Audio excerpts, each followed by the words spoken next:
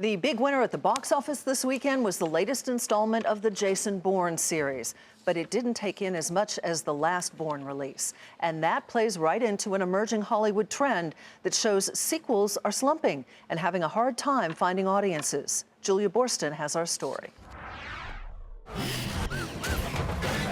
Jason Bourne had the biggest global debut in the franchise, $110 million worldwide. But its $60 million U.S. debut was still $10 million less than the 2007 Bourne film, not even including inflation. Including Bourne, the summer has had 2 more wide-release sequels than all of last summer.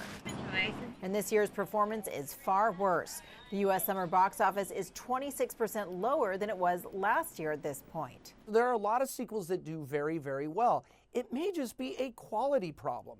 If the movie doesn't resonate, if it's not a good movie, it may not be that people are biased against sequels.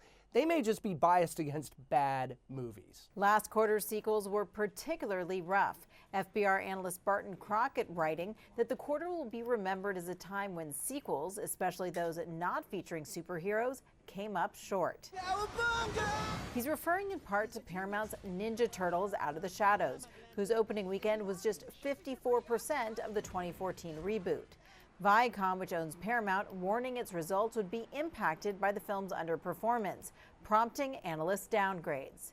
Just this morning, theater owner AMC Entertainment reported an 11% decline in U.S. per-screen revenue, blaming a, quote, lackluster film slate, sending its shares plummeting. Other summer disappointments include Universal's Neighbors 2 and Disney's Alice Through the Looking Glass. And Fox's Ice Age Collision Course had the worst opening among the 5 films in the series.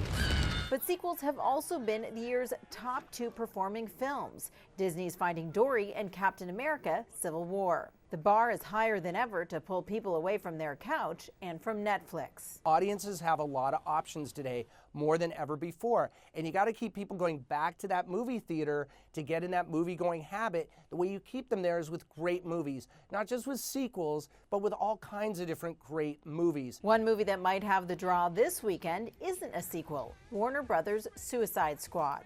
For Nightly Business Report, I'm Julia Boorstin in Los Angeles.